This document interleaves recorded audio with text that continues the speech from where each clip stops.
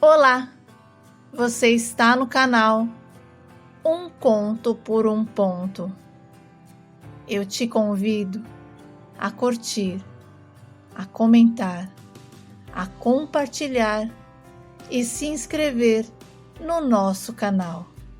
Meu pai era um homem muito trabalhador e nos ensinou a ser como ele. Sempre que tinha uma oportunidade, o papai sentava com a gente e dizia que, já que não tínhamos nascido em berço de ouro, precisávamos trabalhar para conquistar o nosso espaço. Porque o sol brilhava tanto para o rico como para o pobre e que as oportunidades estavam disponíveis para todos. O meu pai era pedreiro com muito orgulho e com o trabalho dele sustentava toda a nossa casa. A mamãe não trabalhava fora porque o combinado entre os dois era que ela cuidasse da casa, de nós e das finanças. O meu pai achava que a mamãe tinha mais talento para a coisa do que ele, que era um mão aberta. E eu me lembro que toda semana os meus pais se sentavam na mesa da cozinha. A minha mãe, que era bem organizada, colocava os seus óculos e abria o caderninho de contas. E juntos eles organizavam os pagamentos. E o mais divertido era ver a reação do meu pai quando a minha mãe dizia que iria sobrar um valor X. Ele ficava todo animado, pensando em como gastar o dinheiro. Mas aí a minha mãe logo cortava o barato dele, dizendo que o X que havia sobrado iria para um investimento que ela estava fazendo. E o sorriso do papai ia murchando aos poucos. Sabe, quando completávamos 12 anos, o papai nos colocava para ajudar nas obras que ele pegava. Não era um serviço pesado porque não tínhamos tanta força para aquilo, mas sempre tinha alguma coisa que podíamos fazer, porque ele insistia na ideia de que, se trabalhássemos, aprenderíamos a valorizar tudo o que chegasse às nossas mãos. E o meu pai era um excelente pagador, e toda semana a gente recebia, mas tinha uma condição: se faltássemos, ele descontava e não adiantava chorar, porque ele dizia que quando a gente crescesse e trabalhasse em alguma empresa, seria exatamente daquele jeito. E com ele não seria diferente, porque as coisas se aprendiam dentro de casa. E como não queríamos perder dinheiro, a gente não faltava. E apesar dos princípios sólidos que a gente recebia do nosso pai, eu acabei me desviando e me afastando dos valores que ele tanto nos ensinava, e comecei a me envolver com os meninos barra pesada da escola. E com 13 anos eu já era um trombadinha. O meu pai não gostava de bater, mas no começo ele foi muito rígido comigo. E apesar de sua abordagem assim mais dura, ele sempre tinha uma conversa aberta, como ele costumava dizer. Conversa de homem para homem. E ali o papai mostrava a sua preocupação, tentava ser meu amigo, me levando mais para perto dele. Chegava até a explicar as possíveis consequências negativas das minhas escolhas. Falava sobre os problemas e danos que eu causaria ao continuar agindo daquela maneira e até como seria a minha vida no futuro. Chegava a dar exemplos reais de amigos que não tinham se dado bem na vida, entrando pelo mesmo caminho que eu, mas nada parecia tocar o meu coração. Foi então que ele começou a estabelecer regras e limites, me matriculando em vários cursos, e pedia para eu olhar para ele e para tudo o que ele representava na minha vida. Mas eu deixava aquelas palavras entrarem por um ouvido e saírem pelo outro. Olha, eu dei muito desgosto aos meus pais, especialmente ao papai, que fazia de tudo para que eu não me afundasse ainda mais. E em uma tentativa de me convencer a parar com as minhas atitudes, Ele chegou a chorar olhando nos meus olhos e disse que se sentia profundamente frustrado com o que estava acontecendo e não aceitava a ideia de me perder para aquela vida. E com raiva, ele afirmou que se precisasse ir até o inferno para me trazer de volta, ele iria. E eu achei aquilo tão forte e profundo que eu fiquei pensando sobre o que ele havia dito. Mas como era de costume, bastava eu pisar fora do portão de casa para zerar tudo o que ele havia tentado construir em mim. E dos meus 14 aos 18 anos, eu passei pela FEBEM, mas nada parecia mudar na minha vida. E mesmo naquele ambiente rígido e com regras estritas, eu não me importava com nada. Eu não estava interessado em aproveitar nenhuma oportunidade. Na verdade, eu vivia desdenhando das orientações. E passava o tempo reclamando e ignorando os educadores, principalmente quando eles falavam sobre o futuro. Para mim, o futuro era uma ideia abstrata, algo que não me motivava e não despertava o desejo de mudança.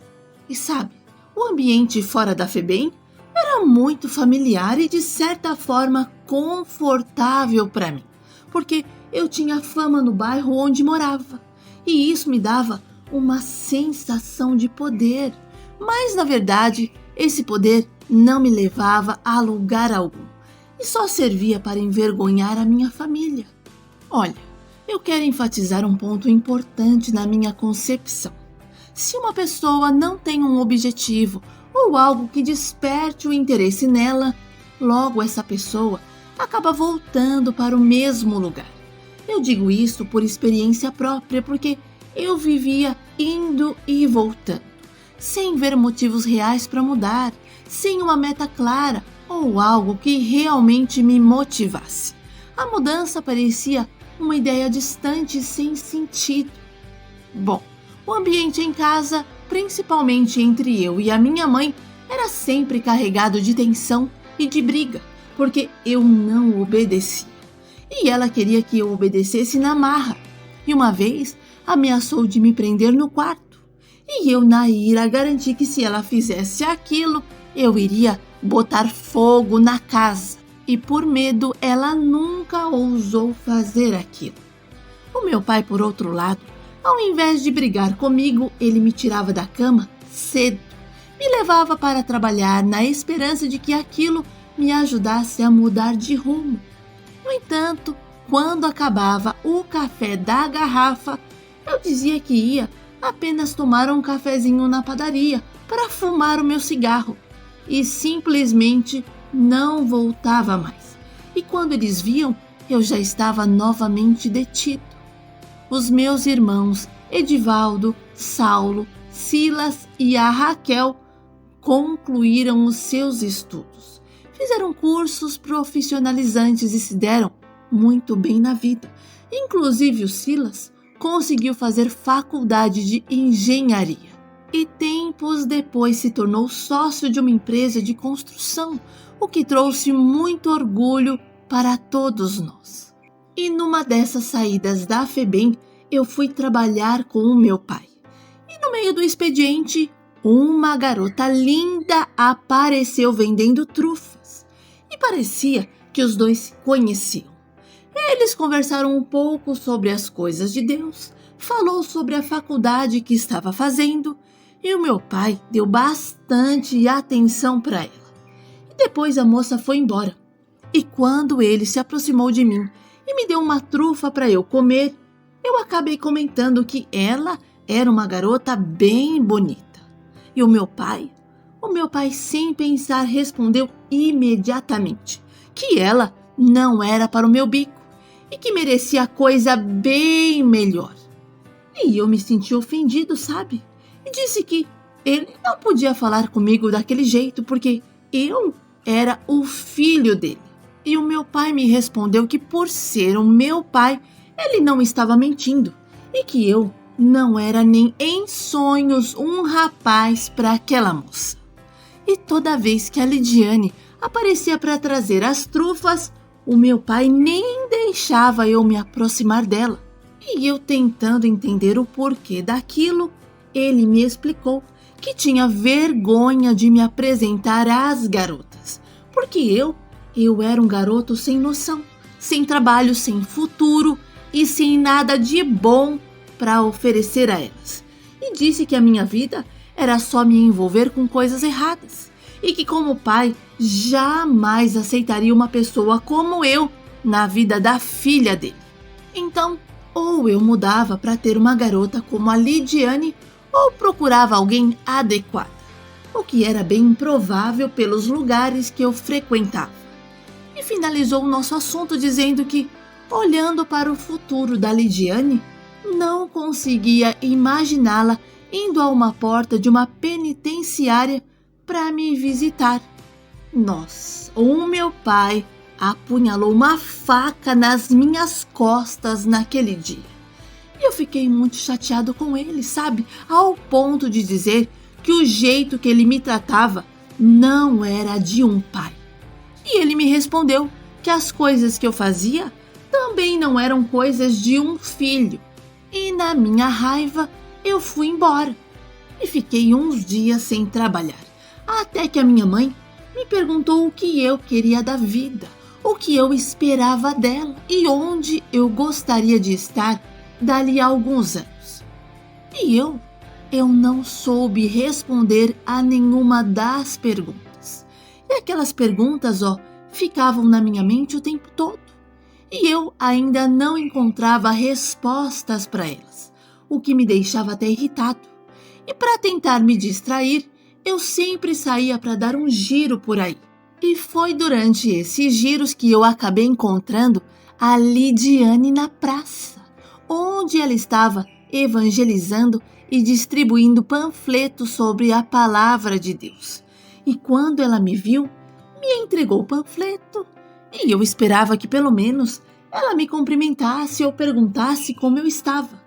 Mas não foi assim. Ela simplesmente me entregou o panfleto com um sorriso e disse que Jesus me amava.